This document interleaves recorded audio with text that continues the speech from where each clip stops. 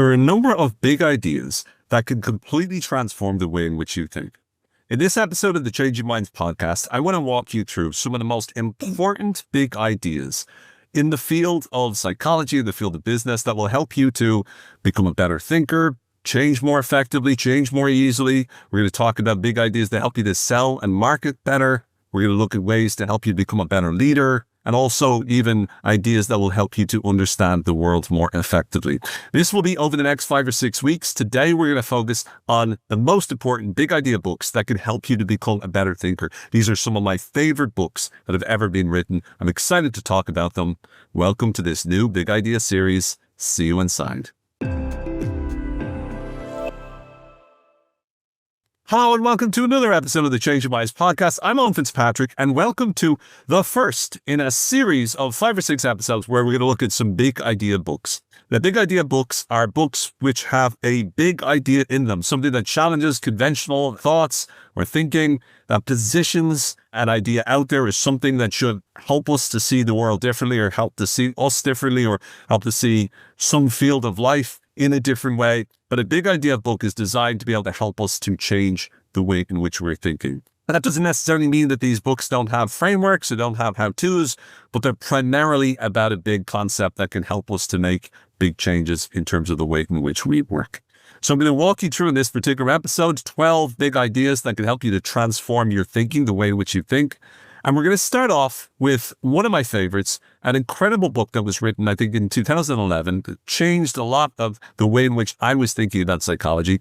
And it's a book called Thinking Fast and Slow by Daniel Kahneman. Daniel Kahneman was a Nobel Prize winner, I think, in the year 2000, where he won his Nobel Prize for work that he did with his partner, Amos Tversky, in, I think, the 70s and 80s. And it really became the sort of inception of the notion of behavioral economics, the field of behavioral economics. Daniel Kahneman and Amos Tversky, along with others like Richard Taylor, were really the people that started this field, or at least contributed massively to this area of study. And in this book, Thinking Fast and Slow, the big idea comes down to the notion that we have 2 systems in which we think. We have system 1, which is an automatic, fast, quick way of thinking, where we tend to prefer doing our thinking, and we use that as much as we can. But then we also have system 2, which is the rational, analytical, deliberate form of thinking, and that requires a lot more energy. And since our preference is system 1, we use it a lot, but that's where our biases occur. Most of our judgment decisions, most of our mistakes that we make in terms of our decisions happen in the system 1 thinking. And it really explores how it works.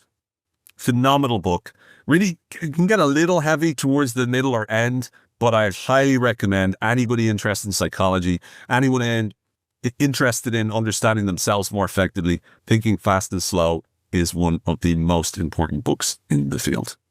We then have probably my favorite, if not in the top 3 favorite books of all time for me. It's Think Again by Professor Adam Grant. Adam Grant is known for a lot of great books like Original, like Give and Take, like Hidden Potential. And in this book, Think Again, which is my favorite a lot, he identifies the importance of challenging your own thinking. So not allowing yourself to just go with a particular assumption or a particular thought, to really challenge your thinking and to rethink your assumptions. I was actually working on a book called Rethinkable with my friend and colleague Alessio Roberti in 2020. And then we saw that Adam Grant was bringing out this book, and it kind of stopped us from spending too much more time on the book, because once again, nobody had really written about rethinking your assumptions that clearly, and Think Again was a game changer. When I read it, I was even more envious because it was an excellently written book, lots of great stories.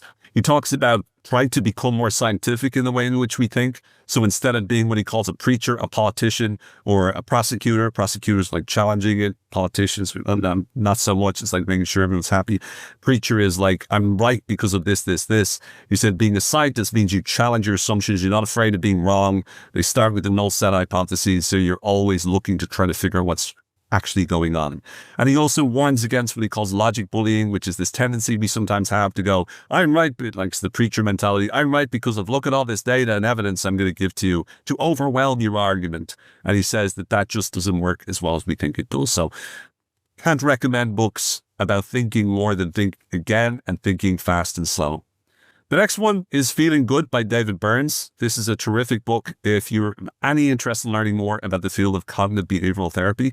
In this book, he gives a great primer to the field and talks about the different distortions we engage in and really demonstrates a roadmap that we can use to be able to help us to conquer things like anxiety or depression. It is an excellent book with lots of insights and definitely recommended from a practical standpoint. The next book, with the next big idea, is The Blank Slate by Steven Pinker. Steven Pinker's been around for a long period of time. And in The Blank Slate, he challenges this assumption that humans are born as blank slates and they're just programmed by culture or programmed by parenting. While there is obviously a massive influence of parenting and culture, he argues that we have a distinct biological nature. We've got innate drives, we've got cognitive limitations and personality tendencies that we have, and that mixes. So it's the nature-nurture mix, as opposed to it's just we're blank slate and we're the recipients and we're just going to respond to whatever we're programmed with. Now, this isn't saying that culture and programming and education isn't important. Of course, it's hugely important. It's massive. But it's saying that there are influences that occur from our biology as well. And he also challenges things like the noble savage myth, which is this idea that humans are like born peaceful and society is what corrupts them, or the ghost of the machine, the idea that the mind is like unconstrained by physical laws. And he says, look, we could explain things and we can understand things, but what's important to understand is that we are not necessarily born as these perfect specimens of blank slates that then the society makes us bad. Instead, he helps us to understand that's not how it works at all. The next book is what is known as The Elephant in the Brain. And if you remember the sort of the metaphor that's sometimes used of the elephant in the room, it's like we don't talk about it. Well, The Elephant in the Brain is written by Kevin Simler and Robin Hanson. And in this, it's all about self-deception. So it's about how we deceive ourselves, how we hide our true motives, which are to do with often status or sex or political motives, even from ourselves, so we can deceive other people more effectively. And we don't always do good things just to positively impact others or the planet. Sometimes we do it because we want people to perceive us that way. So it's kind of, you could argue, a little bit of a negative perspective of us as human beings, but I'd actually agree with most of it. I think it's an excellent book. It aligns with part of my new book, Inner Propaganda, which will be out on August 4th, by the way. Very excited about that. But it really does look at the fact that sometimes our brain isn't necessarily always acting in the most benevolent and the most, pure way. Oftentimes it's just going after what it's trying to accomplish, what it's trying to achieve. So it's important for us to recognize and be aware of that. And it's a really fascinating way to look at our brain and look at the way in which we think. We then have Behave by Robert Sapolsky. Robert Sapolsky is a legend. He is someone who there's a number of lectures out there where you'll see him in action, and he's very engaging lecture, very funny. But Robert Sapolsky talks about in this book, behavior is not a single decision. It's a result of seconds before it, the minutes before it, the days, the weeks before it, the years before it, even the millennia before it. And now each of those, and in the book, he sort of goes through each of those. So he talks about like this, the seconds before, which would be the neurobiology, what's going on from a brain chemistry point of view, the hormones, which would be the last few minutes, or, all the way back to years, where it's your experiences over years, or even your evolutionary progress, right, over millennia. All of it influences your decisions. Now, his later book, Determined, argues against the principle or the notion of free will. But once again, in Behave, the main point is the reason why you're doing what you're doing isn't just because of one sole reason. There's a multitude of factors that are all sort of combining together and all influence each other. And we need to be cognizant of that. We need to recognize that our behavior is not influenced by that. And that doesn't mean that we don't have any control over it. It means we need to look at a number of different areas if we are to influence it successfully as well. Then we get to one of my favorite books, and again, one of my favorite authors, How Emotions Are Made by Lisa Feldman Barrett. Lisa Feldman Barrett is my favorite neuroscientist.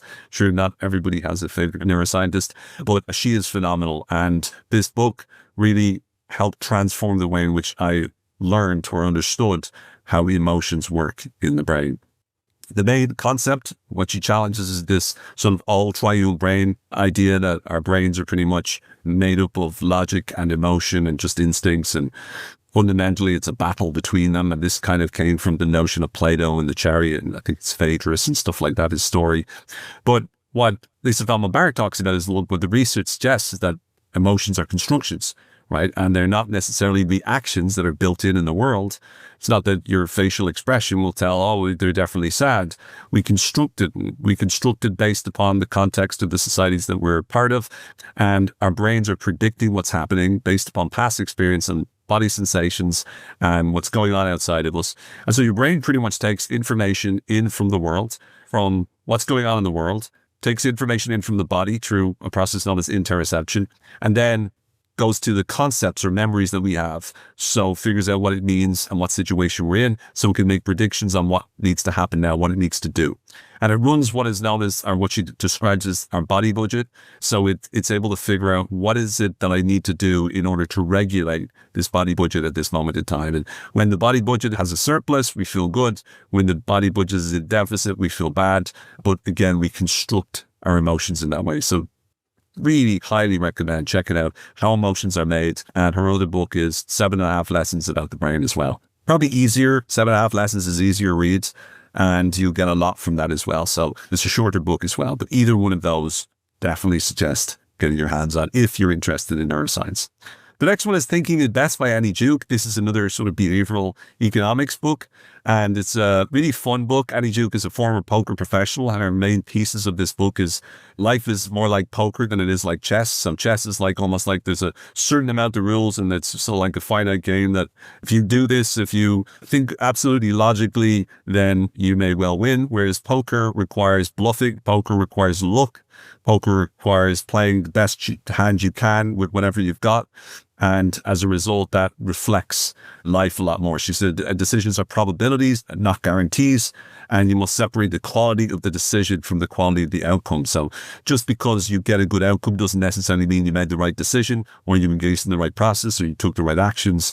Could be as a result of luck. And recognizing that means that you can actually make smarter, more rational decisions as a result. The next big idea is called Mistakes Were Made by Not By Me. This is by Tavris and Elliot Aronson. And in this particular book, they look at how cognitive dissonance is the engine of self-justification. So cognitive dissonance is a tension that we experience whenever our identity or behavior are out of alignment with each other, whenever we have a tension between our beliefs and who we are and how we're acting and whatnot. And in this particular book, it's the argument that a lot of times, especially in terms of leadership, it's that when we do something that contradicts a mistake that we've made, we unconsciously will distort reality to justify it. You can see tons of examples here. And what we really need to do is recognize the error, recognize when we're doing this. The more that we're able to be open about the fact that we're making mistakes, the better leaders will be, and the better, generally speaking, performers will be, or the better people will be, in fact, as well. Predictably Irrational by Dan Ariely is another book in the area of behavioral economics. And this is really about the fact that we're not just irrational, we're predictably irrational. And our mistakes in thinking happen in sort of systematic patterns that could be explained and modeled and understood. We tend to be irrational in ways like affected by things like anchoring, where we're influenced very much by a particular, like whenever you're negotiating, the first number that's put out often becomes the anchor, and that influences the way in which you think after that. Or relativity, we don't necessarily think of value just in terms of calculative. We see it as something that we create as a result of comparing it to something else. In other words, if you get a raise in your salary of 10%, you feel great. But if you know everyone else got 50%, you feel bad. So value isn't just something like that. So these are certain things like tendencies that we have. Even the term free, when you get something free, that triggers a disproportional emotional response. So again, because it's free, we're more likely to go for it than, we are to go for something that's 1 cent or 1 penny, right? So something that's a very small difference, but the word free has a disproportionately powerful impact upon us. So these are just some examples of some of the patterns in terms of the way in which we think that we can make predictions about. So again, a really fun read in the area of behavioral economics. Then we have the Happiness Hypotheses by Jonathan Haidt. I love Jonathan Haidt as a writer. I think he's excellent. And this is really, happiness is not found purely within or outside, but between. It's in the right relationships between your mind and the interaction that you have with your world as well. He talks about the elephant and the rider. So the elephant is more like our automatic impulsive systems, like our own conscious, like our emotions, kind of like one of the horses in terms of Plato's theory. And then the rider is like the conscious mind, the system two, that kind of thing. So you could look at these as system one, system two, or emotions or logic or whatever it is, but the elephant and the rider. And he talks about the fact that, look, the rider can't control where the elephant goes. They can just influence it, and they can't do that by sheer will. It's about training the elephant. So training in terms of habits, environment, emotional associations. So it's about recognizing the limitations of how effectively you can actually manage your emotions and looking to figure out what is it that you can do better in that context. Then we have Don't Believe Everything You Think. And in this particular book, he talks about thoughts are events in consciousness, not facts. Suffering comes from fusing with our thoughts as opposed to observing them. So it's not that our thoughts necessarily have to be beliefs, and it's about recognizing, observing your thoughts. Very sort of Buddhist-like or very mindfulness focused. It's how can you start to recognize your thinking when you're thinking, separating your thoughts so that you don't always buy into them. You're not immediately buying into the story or the mental narrative. And it's an excellent book. It's a short book. Definitely recommend it. It's sold millions of copies. Joseph's lovely. I've talked to him before as well. He's a lovely guy. And this very much lines up, obviously, with my work in inner propaganda of being able to challenge the beliefs that hold us back and recognizing the beliefs are simply stories that we're selling to ourselves. So with his book, Don't Believe Everything You Think, you learn about recognizing that you don't have to fall into the trap of believing everything just because you think it. You're able to make a distinction between the two, and that becomes really cool as well. So just a quick reflection on these big ideas. Thinking fast and slow. We think in terms of system one, automatic, and system two, deliberate, and we need to start to recognize the automatic systems when they don't work for us, because we're still going to use them. So we just need to recognize when they're not working as effectively as we want. Think Again by Adam Grant. We need to challenge our assumptions and be more scientific thinkers. Feeling Good by David Burns. We need to start to challenge the cognitive distortions we have, learn more about CBT. The Blank Slate by Steven Pinker. We need to understand to the best of our ability that we are the product of not just our environment, but also our genes and what we've inherited. We also need to look at the elephant in the brain, which is a powerful idea about the fact that we are experts at self-deception. We deceive ourselves. We think we do things for different reasons than we do. Behaved by Robert Sapolsky. Our behaviors are very much influenced, not just by one thing, but on our neurochemistry, on our hormones, on our memories, even on our evolution and lots of other factors. How emotions are made. Our emotions are constructed and they're not reactions. Thinking in bets. Life is like poker. It's not like chess, and therefore it's about probability, and we need to think in that way. Mistakes were made. We make them. We need to recognize that even if we say, but not by me, we are making the mistakes, and the more we can become self-aware, the better we'll be. Predictably irrational, which means that there's ways to predict when we make these mistakes, and the more you're aware of this, the more you can spot these patterns. Happiness hypotheses. We need to recognize that we can't fully control our emotions, but it's not about that. It's about doing what we can to influence them. And finally, don't believe everything you think. Separating yourself from the thoughts and recognizing that thought is not necessarily a fact, and it doesn't have to be a belief. You don't have to believe everything that you think. So I know we covered a lot of different ideas, but I really hope you found this useful over the next few weeks. Let me know in the chat if there's anything from your perspective that was a game-changing big idea book that transformed your life, that improved you in some way. We're going to be covering a lot. I think there's like 60 or 70 books or something over the course of these weeks. So we will get to a lot, but there's also going to be lots that we don't get to. So please do share if there's anything that we're missing that you think absolutely people have to know more about. But for now, take care, be well. May the forces always be with you, and I'll see you next week. Bye-bye.